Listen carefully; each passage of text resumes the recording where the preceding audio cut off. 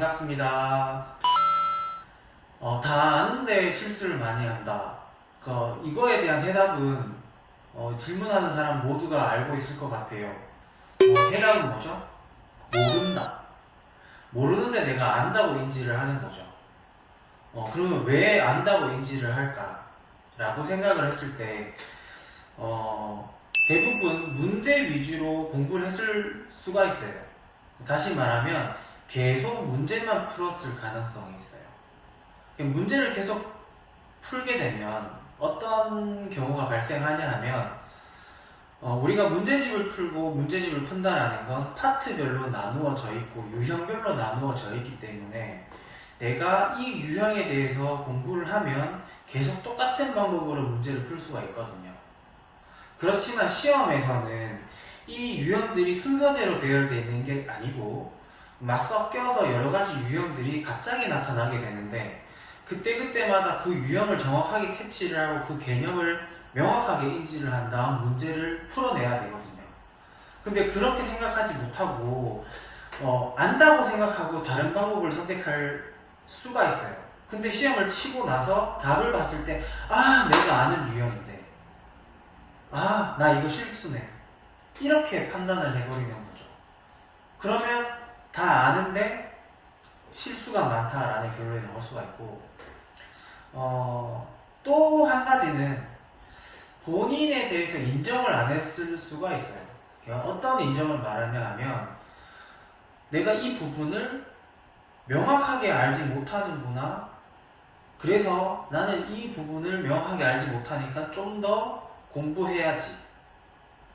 가령 1부터 10까지 알아야 되는 내용이라면 내가 1부터 8까지 알고 있는 건 아닐까? 라는 거에 대한 본인이 판단이 있어야 되는데 내가 1부터 8까지 아니까 문제를 풀 수 있는 거지. 이런 친구들의 특징이 친구들이 물어보면 나 아는데 설명을 못하겠어. 이거 아는데 그럼 문제 이렇게 푸는 거잖아. 그럼 왜 그렇게 푸는 거야? 라고 물었을 때 대답을 못하는 그런 케이스가 되어 있을 가능성이 굉장히 커요. 그럼 이거를 해결하는 방법은 나를 먼저 돌아보는 거, 내가 어느 위치에 있는지, 내가 어느 정도로 개념을 확인하고 있는지, 그래서 이 문제를 풀 때 내가 명확하게 확신을 가지고 문제를 풀고 있는지에 대해서 연습을 할 때 계속 되묻고 확인하는 작업을 거쳐야 된다는 거죠. 그러면 아는데 실수하는 문제는 없다고 볼 수 있습니다. 활용과 서술형 두 개의 문제를 접근하는 방법이 조금씩 달라요. 활용 같은 경우에는 글들이 막 나열되어 있고 그 글을 읽어 나가면서 식을 세워서 그 식을 풀이하는 형태가 될 거고, 서술형 같은 경우에는 문제 풀이 과정을 일일이 다 적어서 그 과정이 맞는지를 채점하는 문제죠. 활용 같은 경우에는 우리가 독해력에 영향을 많이 미친다고 봐요.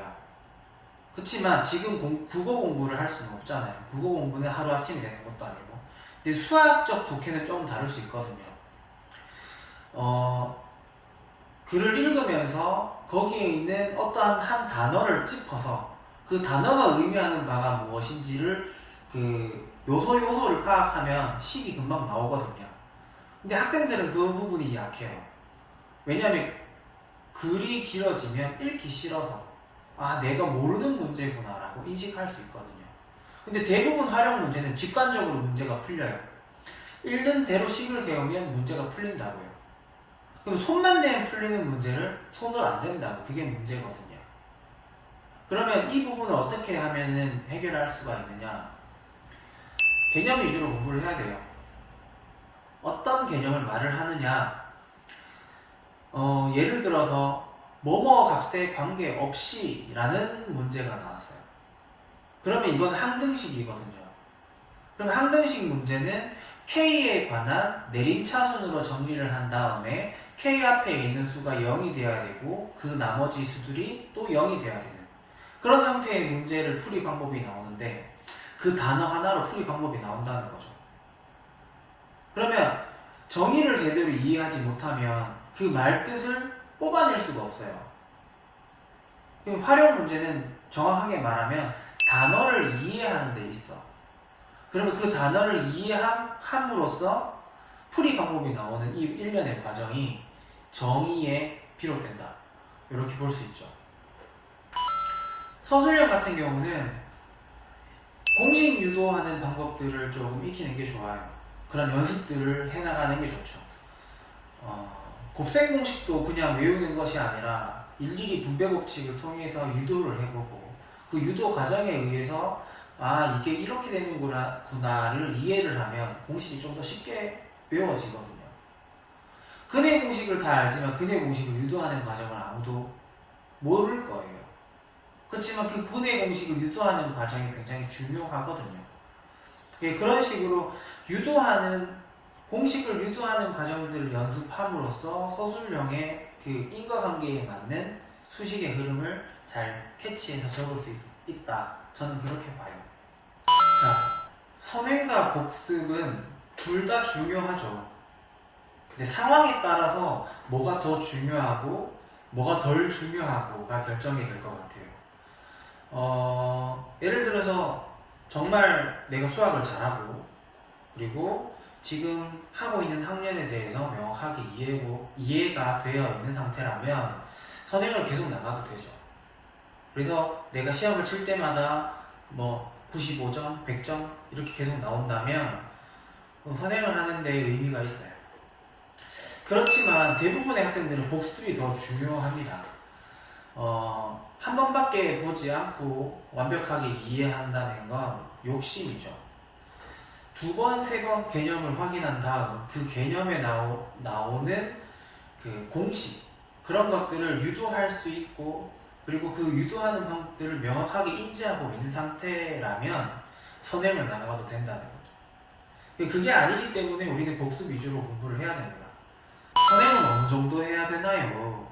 라고 했을 때 그냥 보편적으로 반학기 정도는 해야 된다고 생각을 해요. 잘하는 친구든지 못하는 친구든지 다 떠나서 반학기 정도는 먼저 선행을 하고 그 선행들을 바탕으로 앞으로의 흐름을 예상하면서 복습을 이어나가는 정도가 되어줘야 된다고 생각을 하고 수학이 자신 있는 친구들은 그때 담당 선생님에 맞게 한 학년, 두 학년 혹은 초등학생들이 고등학교 수학도 할 수 있을 정도로 빼도 된다고는 생각을 해요. 그치만 잘하지 못하는데 옆에 친구가 혹은 그 반이 선행을 나가는 반이라서 계속 수업만 듣는다. 이거 아무 의미 없거든요. 그래서 그 판단을 잘 해야 될 것 같아요. 선생님도 그 판단을 잘 하셔야 되고 그리고 학생도 그 판단을 잘 하셔야 되고 그리고 어머니께서도 조금 더 관심을 기울여서 내 아이가 선행을 나갈 수준인지를 파악을 해보는 것도 굉장히 중요하다고 생각을 해요. 자유학년제 때문에 1학년 내용이 기억이 안 난다.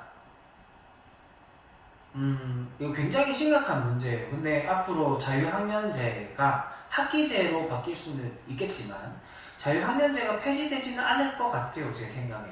그럼 계속 이런 문제들이 되풀이 될 건데 문제는 자유학년제가 문제라고 인식하고 학년이 올라가면 그 밑에 올라오는 학부모나 학생들이 그걸 인지하지 못한 상태에서 경험을 한다는 거죠. 그럼 계속 되풀이 될 텐데 최근에 저희 학원에 그 상담을 많이 오는 학부모님들이 보면 다 이런 케이스예요. 1학년 내용은 다 기억을 못한대. 근데 중간고사 시험을 쳐야 되잖아요. 그러면 우리가 2학년 1학기 진도를 나갈 수밖에 없는데 저는 이거는 좀 접근이 잘못됐다고 봐요. 학원에서는 시간이 국한되어 있어서 어쩔 수 없이 그 부분을 나가야 되지만 또 이제 그 부분을 요구를 하기 때문에 맞춰줄 수밖에 없지만 좀 시험을 놓치더라도 1학년 내용을 정확하게 다시 공부를 하고 그리고 나서 2학년 걸 했으면 좋겠어요. 그렇지 못하기 때문에 지금 학원에서는 1학년 거 부족한 부분을 처음부터 다시 보면서 2학년 거 진도도 같이 빼주고 있거든요. 근데 이게 굉장히 위험한 공부 방법일 수 있어요. 왜냐하면 1학년 거를 하고 2학년 거를 하면 훨씬 수월하거든요. 지금 연계 교육 과정이라서 1학년 1학기 내용과 2학년 1학기 내용이 비슷하거든요. 연결돼요. 근데 1학년 1학기 내용을 정확하게 이해하지 못한 상태에서 여기서 의문점이 생기고 2학년 1학기 과정에서도 여기서 의문점이 생기니까 이게 이제 맞물려 떨어지지 않거든요. 그러면은 수학이 어렵다고 인식할 수 있어요. 그리고 두 개 이제 학년을 공부하고 있으니까 헷갈릴 수도 있고. 그래서 저는 조금 현명한 학생 그리고 현명한 학부모라면 놓쳤잖아요. 그러면 그 다음 시험을 놓치지 않기 위해서 앞에 부족했던 부분을 먼저 가득 채우고 난 다음에 다음을 이어나가길 추천드려요. 근데 이거는 이제 보편적인 학생들한테 제가 추천을 드리는 건데, 솔직히 중학교 1학년 내용이 많지 않거든요. 금방 할 수 있어요. 본인이 의지가 있고 조금만 더 관심을 기울일 수 있다면 뭐 한 달만 해도 1학년 걸 하고 그 다음에 2학년 걸 할 수 있거든요. 그래서 관심을 좀 가져서 본인이 좀 더 적극적으로 학습을 하는 것을 추천드립니다. 1학년 거 절대 놓치면 안 돼요. 자, 이 유튜브를 왜 찍냐 하면 홍보죠, 홍보. 예, 첫 번째는 홍보하려고 찍는 거 맞아요. 근데 홍보가 안 될 것 같아서 조금 안타깝지만, 두 번째는 이게 이제 어떻게 보면 메인이 될 것 같은데, 우리 학생들이 공부를 하다가 선생님이 했던 말이 기억이 안 나거나 혹은 부득이한 사정에 의해서 학원을 나오지 못하는 경우, 뭐 이런 경우가 발생했을 때 집에서 손쉽게 복습 혹은 선행을 할 수 있게끔 선생님이 나를 가르쳐주는 선생님이 직접 강의해주는 영상을 만들어주는 거예요. 물론 유튜브에 검색을 하면 많이 찾을 수 있지만 제가 이걸 과제로 낼 수도 있고 이제 또 들었던 방법대로 설명을 해줄 거니까 좀 더 귀에 들어올 수도 있고 그렇게 될 거라고 저는 믿어 의심치 않거든요. 그래서 이 유튜버를 만들게 되었고, 이 유튜브 채널이 혹은 제가 올리는 영상들이 끊이지 않고 지속적으로 유지가 되었을 때 학생들한테 도움이 될 거라고 생각하기 때문에 저도 최선을 다해서 끊이지 않고 계속해서 영상을 업로드할 수 있도록 노력하겠습니다. 수학을 잘하려면 필수학으로 오세요. 제가 잘하게 만들어 드리겠습니다.